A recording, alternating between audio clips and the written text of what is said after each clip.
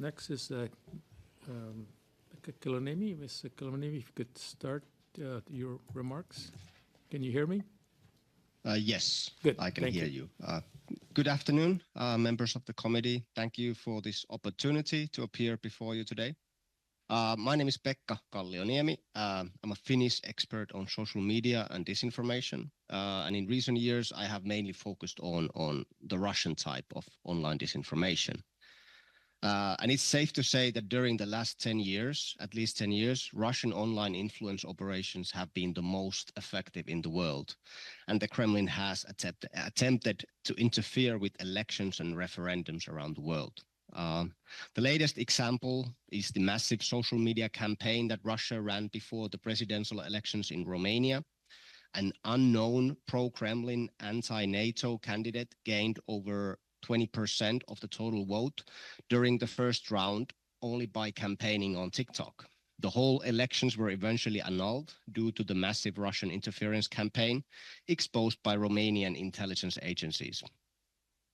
In many countries, Russians hire and manipulate people to spread false narratives online, and Canada is not an exception. There are several prominent figures parroting Kremlin viewpoints regarding, for example, Ukraine and Syria. Tenet Media was already mentioned here before, but there are also various academics, journalists, and other social media personalities who spread Russia's lies online. Some of them are motivated by money, others by ideology or their ego, and some may even have become victims of Russian blackmail, compromat. And this is how Russia usually operates. They hide the origin of the message. And it's also one of the main reasons why their messaging is so effective. They have the ability to make it seem organic and local. And of course, all this will be, and to some degree already is, supercharged with the use of generative AI. After February of 2022, Russia's main goal with their influence operations has been to stop any kind of military aid to Ukraine.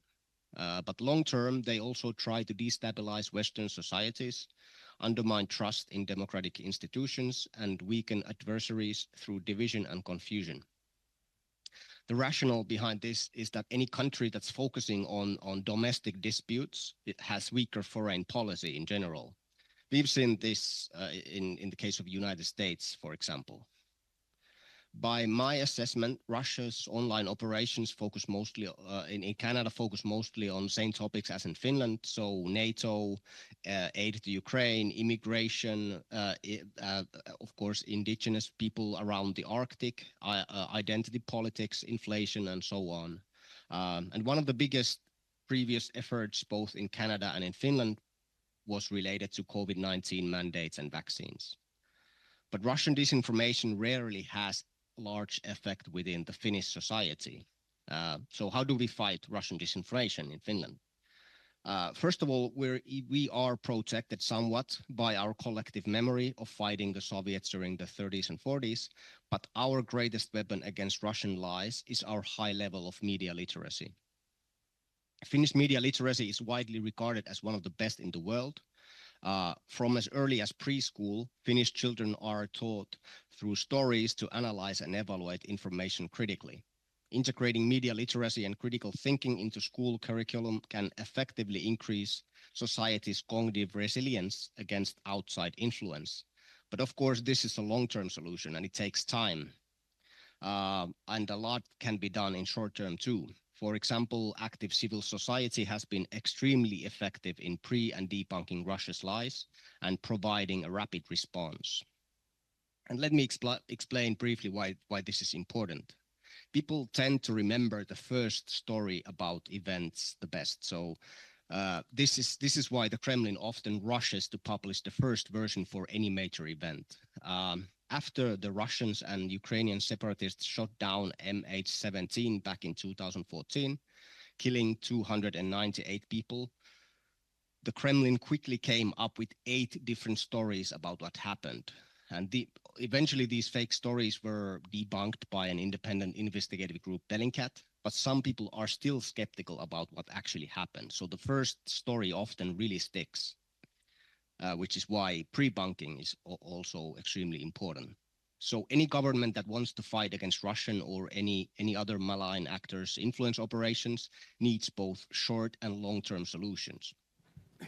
To conclude, Russian-style campaigns work well in so-called low-trust environments, societies where people generally have low trust for journalists, politicians, institutions, and so on. And Russian disinformation aims to lower this trust even further. By creating a healthy, happy society that trusts its decision makers and other institutions, we can increase our resilience against these malign influence operations. For seven years in a row, Finland has been the happiest country in the world, which is one of the reasons why Russia's lies have been very ineffective among our population. But Canada is not that far behind. You're at spot 15, so that's also very good. But I stop here, and I look forward to answering any questions you may have. Thank you.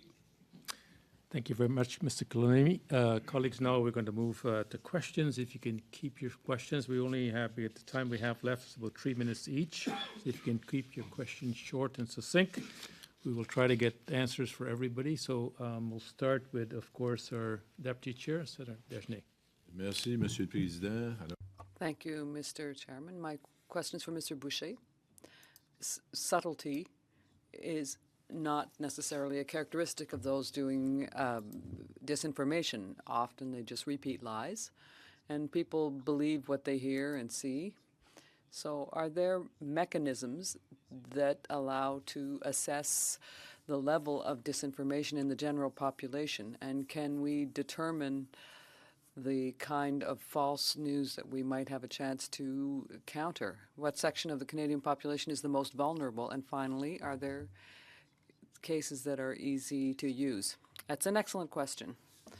So for the first question, as to the effect of repetition on messages, what studies generally show that it's not necessarily repetition, but to what degree we accept this information. So in other words, the first person who is on the scene and sending out that mesh and that story, rather, kind of wins the war.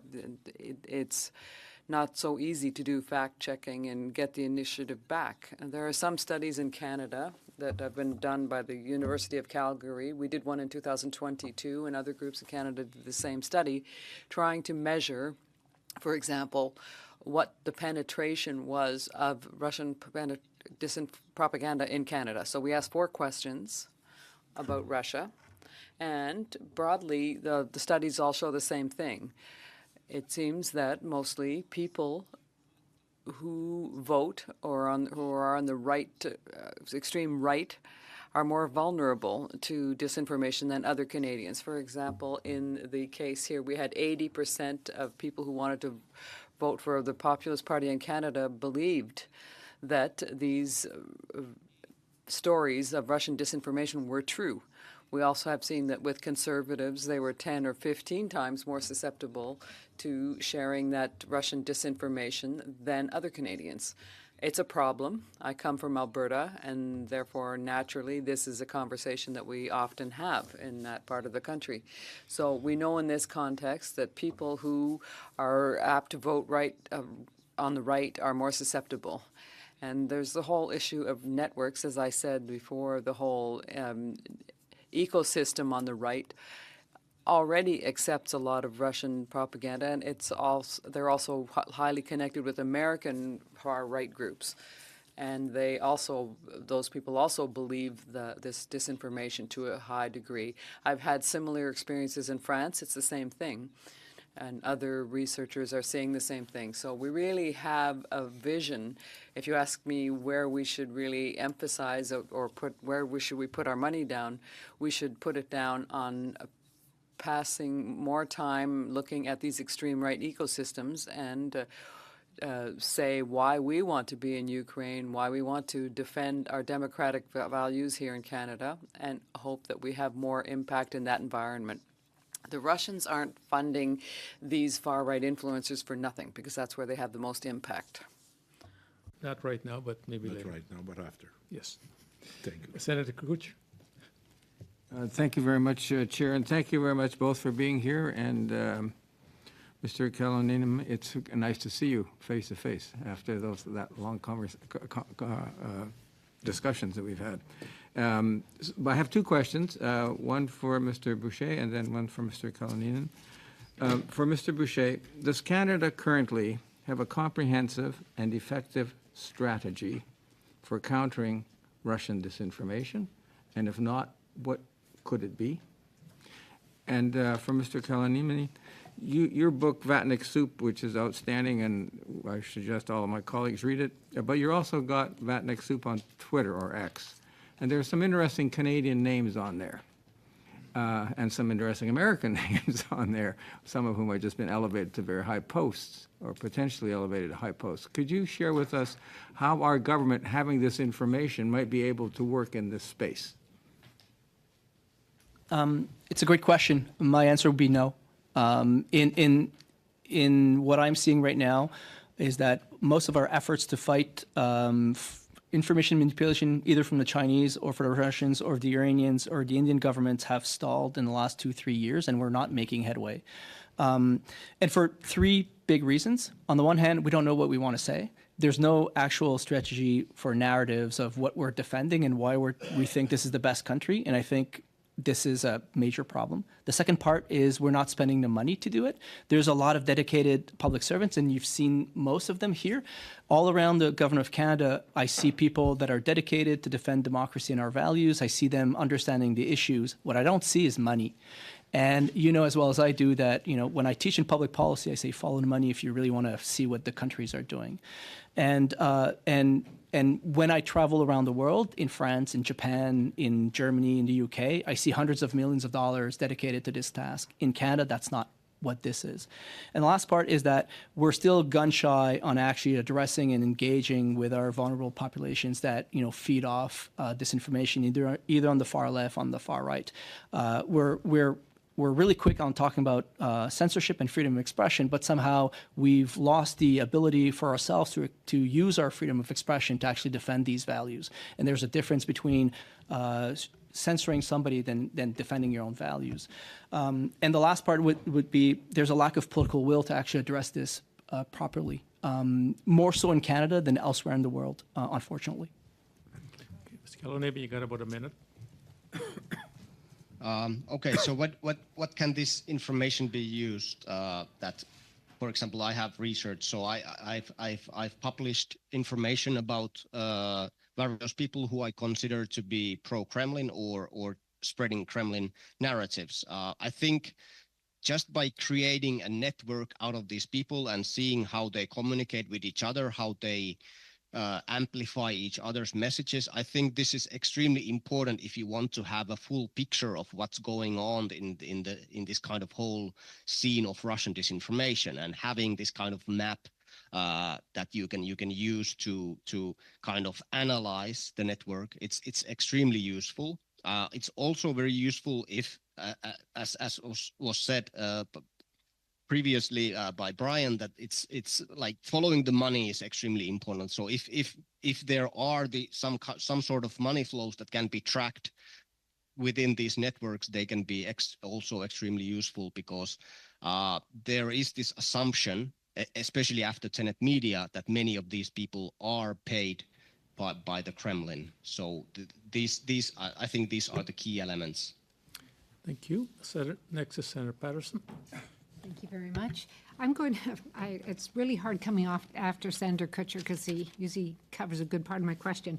But what I'd really like to do is focus on these vulnerable groups that you're talking about, because we think as a more mainstream Canadian, it'd be very embarrassing to be jerked around by a foreign state. But again, we have to understand that there is a big psychological component to this.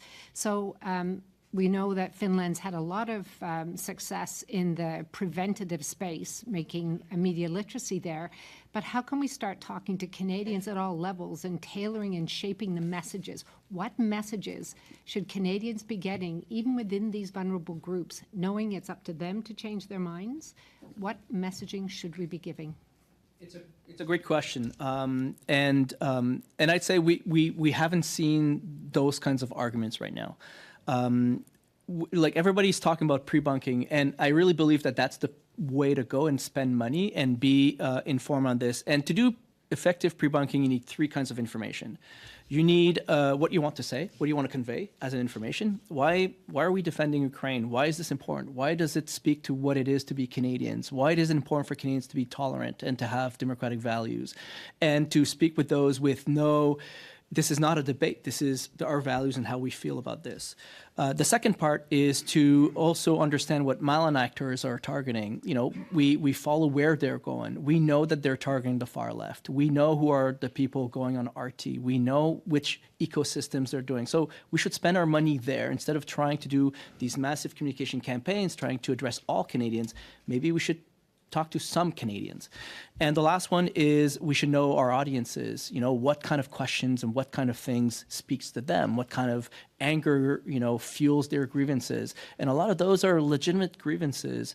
So it's not to brush them apart, but also to understand why they're thinking the way they're doing and engage with them in a respectful manner. It doesn't mean we'll convince them, but at least it means that we will be, you know, filling the information space with our own information. And then the Russians, the Chinese will have to fight us instead of us fighting them. And that's what we need to transfer our energy and efforts like this. And we haven't been doing that. Mr. Kallioniemi, do you have any contribution you want to make to this question?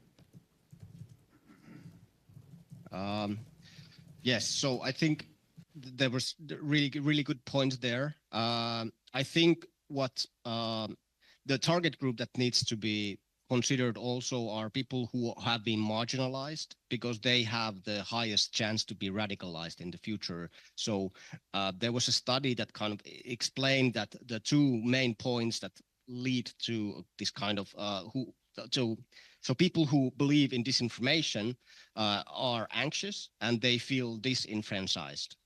So they feel like they cannot make a difference in the society and they feel anxious because of how the world is. So if we can speak to this population, I think that's where you can actually make a big difference. Thank you. Move to Senator Beam, followed by Senator Dasko. Thank you, Chair. Thank you to the witnesses. My question is for Pekka Kallioniemi. And Dr. Boucher just mentioned ecosystems, and in Finland, you've had about 80 years to develop your own ecosystem to deal with misinformation, disinformation, and outright propaganda from your neighbor, whether it was the Soviet Union or the Russian Federation as it is today. Sweden has also developed its own ecosystem. Suddenly, you're both members of NATO. I'd like your views as to how much cross-referencing, best practice discussion can and should take place, and whether some of this could be branched out to speaking with the Five Eyes a bit more than the regular consultations that occur from time to time bilaterally between CSIS, for example, and other intelligence services, including your own. Do you have any thoughts on that? I cannot really speak for any intelligence agencies, but I feel like NATO collaboration is very crucial, and I think many countries could learn from the kind of Finnish system that emphasizes education, and also, of course, the Swedish system is also extremely good. But I think also in Finland we could learn. I feel like we have a lot of blind spots. So, for example, in Finland, we don't really have a clear image of what's going on in Global South, what's going on in China. So I think this collaboration would be extremely useful right now so that there could be like a complete picture and defense against disinformation, because we talk a lot about Russia, but it's not just Russia. It's also China. It's also Iran is a big player there. So I think this collaboration is very crucial if we want to be successful in this information war that is going on. Time for Dr. Boucher to respond. Your thought? I think so. For sure, it's interesting to see how Russia is kind of playing its game. Some countries like Finland or Ukraine or even Taiwan have been at the forefront of these relationships. So their resiliency against disinformation is high. When we do studies in Latvia in trying to see how they respond to disinformation, they can smell it when they see it. In Canada, it's more difficult, and I think we're still in a kind of argument where we think this is a debate, and that it's that we think that we are in a good faith argument with other actors, and we're trying to find what the facts are, and we're not. We're in a battle of narratives, and we have to kind of switch the focus on saying, like, these are our values, this is what we think, and we actually don't care what Russia says or what China says, and we have to defend those with every breath we can take. We've lost the capacity to do so, and this is across the world. The French have the same conversation, the Japanese have the same conversation, the Germans, what it is to be Germans, and I think it's going to take us some time to do this. But we need political will, and we need political leaders like yourself to actually lead these conversations, because it's not going to happen without like a strong support from our leadership. Thank you. Thank you, Chair, and thank you to both for being here today. Just first, a very brief question to you, Professor Boucher. You just said we have to defend our values. We have to speak strongly. Would you agree that the message that says that Canada is broken feeds right into Russian disinformation? Absolutely. Thank you. I think so. One of the main themes so the Russians have been very good in all societies to make the argument that democratic values are corrupted, and they use all sorts of ways to kind of promote those. And this is how illiberal forces kind of connect Russian views with our own societies. In that message actually speaking the global south, when we look at data sets in the global south in Africa, that argument that Western values are corrupted speaks to local people. So yeah, it is. Yeah, okay. It's a problem. Thank you. As you know, effective communications requires targeted messages to targeted audiences. In terms of the Russians, and you talked about the right-wing influence, which could potentially be just an echo chamber, but my question is, who are the audiences that the Russians target? Is it just right-wing, or are they looking at other segments as well in Canadian society? So that's a good question. So in the data sets we have, they're both effective on the far left and on the far right. So for example, on the far left... And they focus on them. They actually focus on them. So we see Russian accounts amplifying their content, collaborating with them. Some of these influencers go on RT, they go to Russia. They really behave as if this is a normal conversation, and we see them doing both. In other countries, they're going to exploit other kinds of grievances. So, for example, in the Indo-Pac, we're seeing Russian exploiting anti-Japanese views in Korean society. So they're equal opportunity. They're trying to find ways that can increase the grievances within a society, and then they amplify these messages. And they actually don't really care about they care about the impact, not necessarily on being right or wrong. Would the average Canadian on social media, lots of Canadians are on social media, would the average Canadian see a lot of Russian disinformation or some, and what messages would the average person see? So it depends on the platform. So we're doing projects on TikTok, for example, and it's surprising how China and Russia have been really fast exploiting TikTok. In the data sets that we have, younger Canadians have a harder time identifying Russian and Chinese disinformation than older Canadians, which tells us that there's something around the way people consume information. So I'd say most people who follow X or TikTok or YouTube and those kinds of platforms will be exposed in some shape or form to those narratives, especially if they're pushed by influencers that are well perceived within our societies, who have media outlets like the Rebel News or something like that. Then people will do. In Alberta, there's a lot of people following the Rebel News. In fact, when I give courses to reserve units, sometimes I hear people saying, I read the Rebel News every day. And it's like, oh, this is interesting. So you're now a reserve person, a soldier, and you're reading media, and your media literacy is kind of lacking. The National Defense recently had a snafu on this, where people were sharing far-right content with little media literacy on why that was a problem. So oftentimes we read things thinking that they're innocuous, but we can link those to Russian narratives or to Russian influence operations abroad. Thank you, Senator. You're out of time. Senator Cardoza? Thank you, Mr. Chair, and I'd like to carry that conversation on a bit further that you had with Senator Dasko. You mentioned Rebel News has influencers. I'd like you, if you could share a little more about who and how they do that. And you talked about the far right and the far left. So who's it on the far left? We often think of the far left as unions and peace activists, and I don't think it's them. No.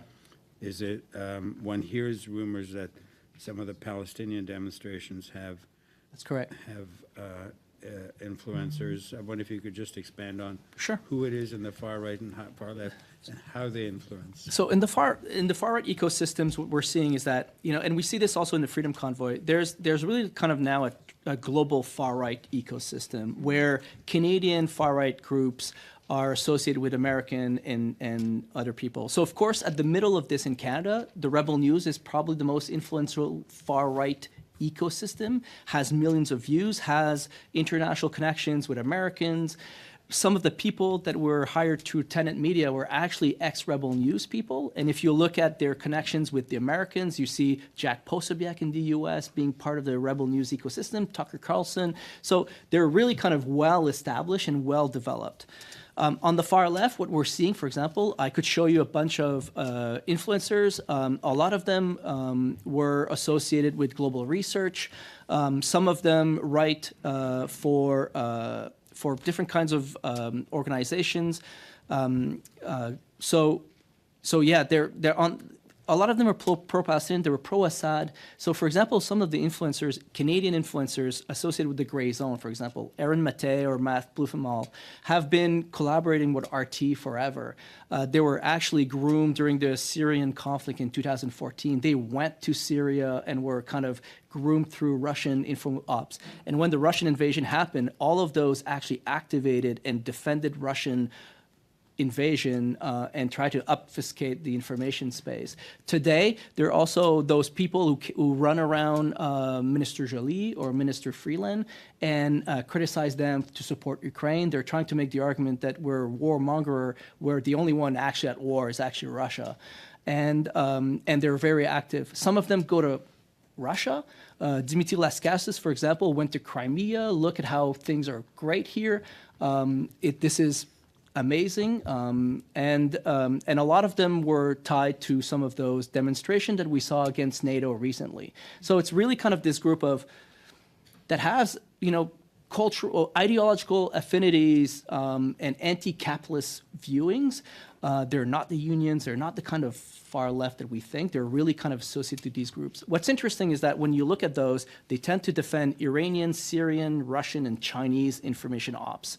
And they're part of those kind of conversations. They move around these things a little bit. So they're actually people who they pay somehow to be influencers in those movements. And my other question I just want to ask you is the CBC. So there is a proposal from one political party to defund the CBC. Some people look at that and say it's sort of the last remaining media organization as the private sector television and private sector newspapers are falling apart. What's your thought about where the CBC would rank? Mr. Bouchard, you have very little time, so you got to make it very short. Okay. I think having a public media helps make the conversation, but this is not about facts. This is about battle of narratives. I don't think the CBC should be in doing that work. I think this is the work of political leaders and Canadians to actually do this. Russian state media is what, a $3 billion thing. I think we're outgunned and outmatched if we really want to complain about the CBC's funding. Senator, carry on. Ouais, j'essaie de comprendre, Monsieur. I'm trying to understand, Mr. Boucher. Technically, Russia is a country that's on the extreme left. And so that's what they're promoting in terms of society. So should I say that everything comes from the left or the far left? Russia has no interest in supporting? While discrediting the right, which technically would be more pro-army, military spending. So I'm just trying to understand the logic of what you're saying here, because I don't want to put words in anybody's mouth, but to say Canada is broken, do we have to use a label? Are we doing Russian propaganda when we use words like that? Well, I don't think that saying that our country has problems is Russian propaganda. However, the Russians used that in order to advance their own interests. What we have to understand now is that Russian logic is not what it was. When we look at Putin and people around him, they're not communists. They're largely speaking people who are promoting liberal ideas, that is to say, traditional authoritarian populist ideals. And so those images find people that are interested in it both on the right and the left. People on the right might be anti-LGBTQ and traditional and say, listening to Russian propaganda, oh, well, I'm supporting that. That's traditional values. It's too woke here in Canada. And on the left, they'll say, well, it's true that the Canadian government is capitalist and corrupt, and that's why we have to bring them down. So there's this theory, the horseshoe theory, so-called. If you go to a certain point, the extreme, if you go all the way to the extreme, you find yourself on the other side. So the Russians are excessively good at amplifying the anti-elitist arguments. Well, what they're trying to do is create chaos. That's right. Because they support extreme left and extreme right talk. That's what I think, yes. Because every time we look at this, we see the right thing. Well, the danger is that it also discredits the message, where I might, in good faith, criticize the government for certain things, and then they amplify that and will encourage people to discredit that message. So it plays out on all fronts. Well, it's really difficult. The way I see it is that if we really wanted to do that, we'd have to at least have a bipartisanship. That is to say, our threshold, our zero threshold, is that we defend Ukraine. These are our values of democracy and freedom. So whoever tries to exploit that, we won't accept it, and we'll defend the values. What we need are politicians and political leaders who can find that line in the sand and say, that's where I stop. The problem is, when we look at politicians in France and Germany and the United States, for them, they'll use those narratives to amplify and win the political game. And now, all of a sudden, you're selling out your country to the interests of another. And there's a problem there, an ethical problem. So long as there is a political consensus on specific issues, Russians will have difficulty breaking through that, because they'll look to the right, they'll look to the left, everyone will agree on those issues.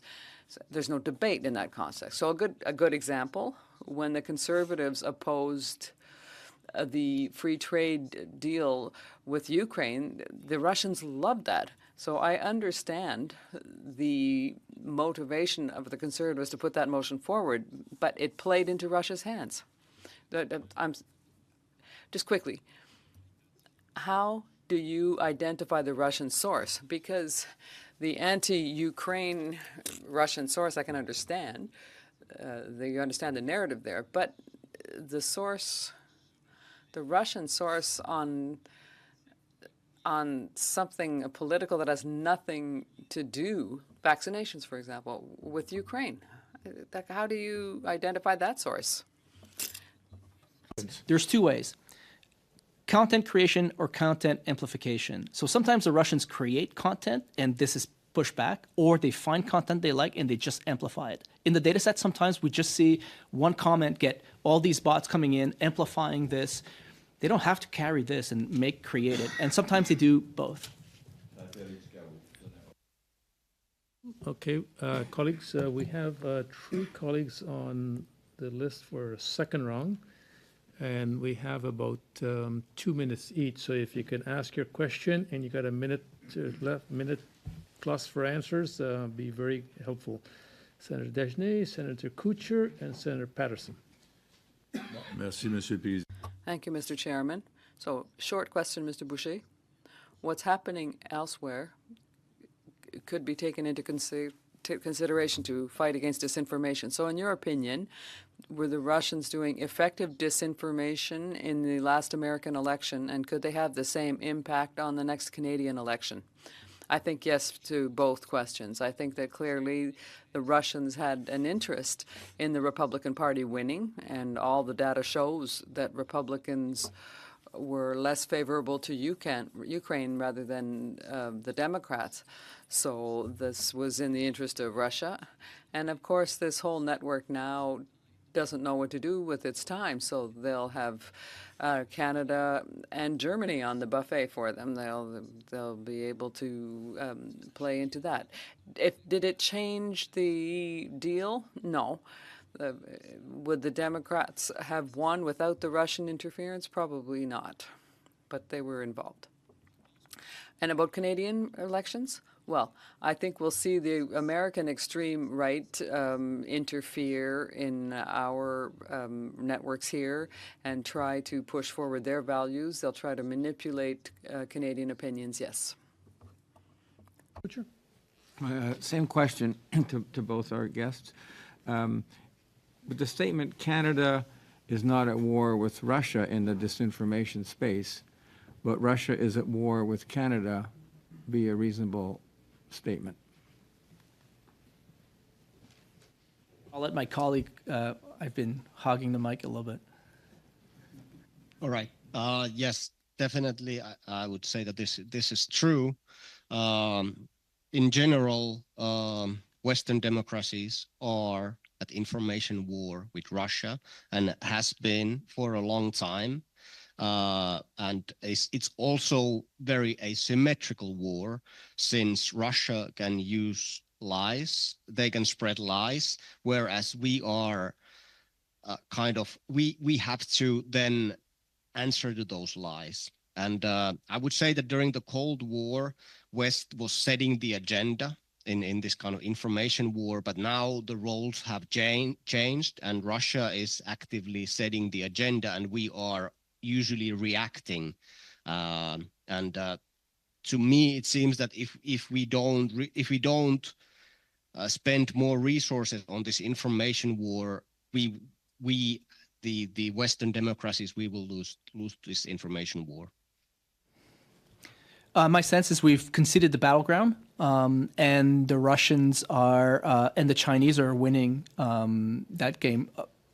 I hope that we don't go into war in any near future, because right now we have no capabilities and capacities to actually fight the propaganda wave that will come to us. One of the things I would like to convey is that in the data sets we're seeing right now in the Indo-Pac, we're seeing Russian and Chinese influence operations coordinating their activities, so that if we think of isolating the Russians from the Chinese is less and less real, and actually they're now collaborating, engaging in amplification of each other's accounts, using each other's audiences, pushing the same narratives.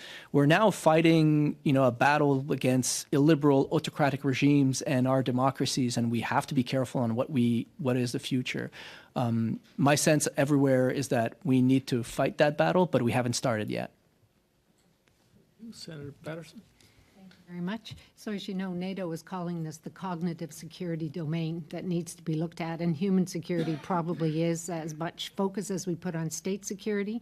In order to get at this full spectrum of conflict, we need to start looking at it differently.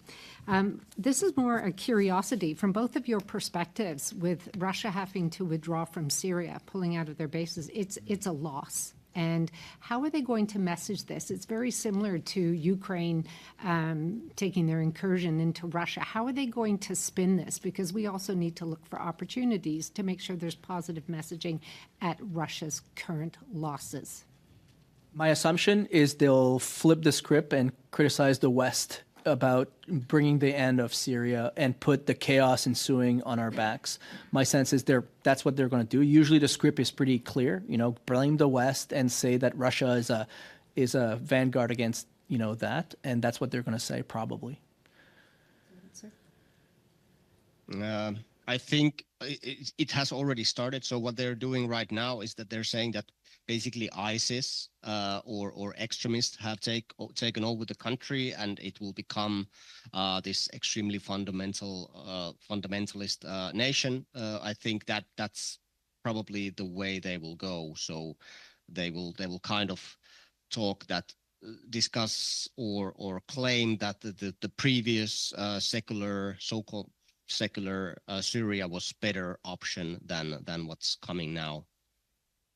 Who is their audience? Is it us or is it the home team? Or BRICS? BRICS. Okay, thank you. Very much. This brings us to the end of this panel. I want to extend a sincere thanks to Mr. Bouchard and Mr. Kallioniemi for taking the time to participate with us here today. The committee, of course, greatly appreciate your participation in this study. And again, thank you so much for being patient with us and a little bit over time. But thank you again for